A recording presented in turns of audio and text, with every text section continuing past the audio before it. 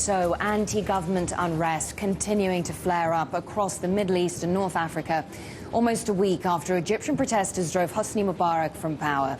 In Bahrain, opposition groups are reporting at least 2 people have died there. Arab news network Al Jazeera puts the number of dead at 5.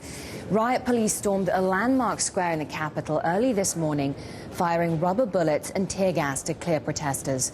Meanwhile, protesters are upping the ante. On top of demands for freedom and jobs, they're now calling for the resignation of Bahrain's prime minister as well.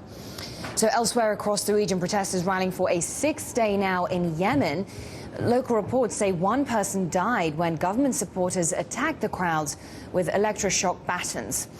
And in Libya, opposition groups are calling for a 2nd day of protest to demand the government's overthrow. Some reports suggesting they'll also want Colonel Gaddafi to step down. He is the longest-serving ruler in the Arab world.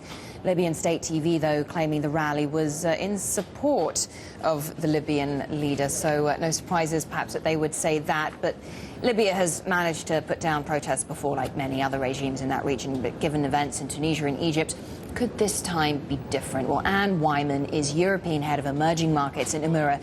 She spent a great deal of time in Africa and elsewhere. And she joins me now to really take us through the significance of what's going on, what it could mean for investors in the region. And we are seeing a wave of unrest in the Middle East right now, not just Tunisia and Egypt. Now we're seeing trouble in Iran, Bahrain, Yemen. If one does have considerable investments, what do they need to be thinking about right now? What do they need to consider?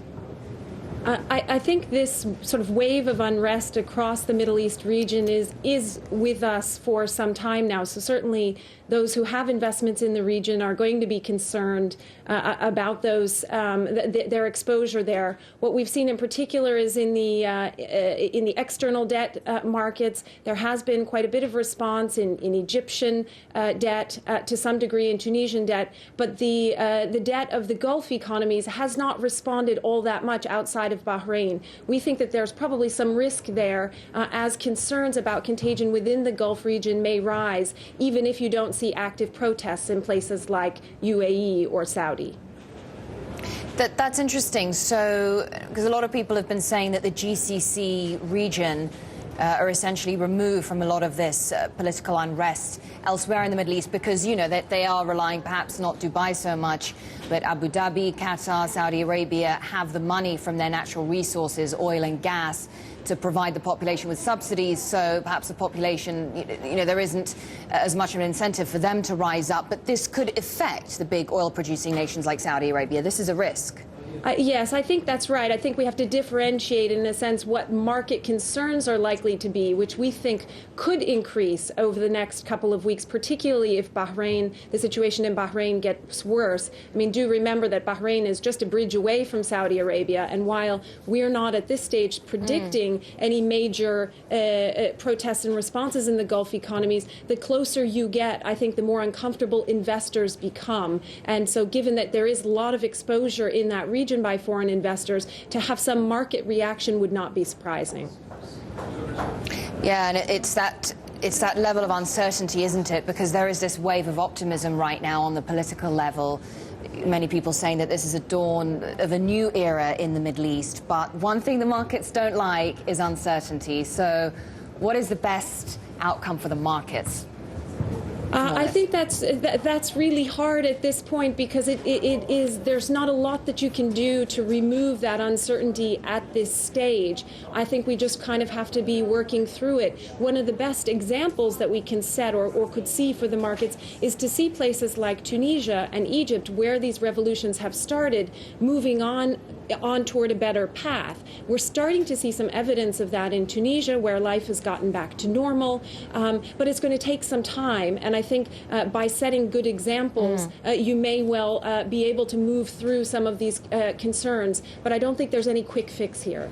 There's no quick fix. And as you say, foreign investors perhaps a little nervous, a little jittery with what's going on. How is that going to affect these economies in the long term? I think the most obvious place that it affects it, of course, is on the external accounts. Foreign direct investment is very important for many of the economies in the region, Tunisia, Egypt in particular, and there will be concern, I think, about balance of payments pressures as time passes. Of course, tourism also being an important part of many of these economies, that will suffer, is already starting to suffer as a result of concerns about political unrest in the region. So I think a lot of it shows up there. The risks, of course, also are to growth. Even if we remove this sort of less transparent environment that we've seen over the past 20, 30 years, you still are now moving into a time where we've got a lot of labor unrest. So, for example, in Tunisia, there's optimism about the more transparent environment, but some degree of concern about the many number of strikes that are now in place and how that is, in effect, slowing economic potential. And Wyman, thanks so much for wrapping that up for us, how geopolitical risk affects not just investors but economies in the region. And Wyman, there, head of European emerging markets from Nomura Securities. Well.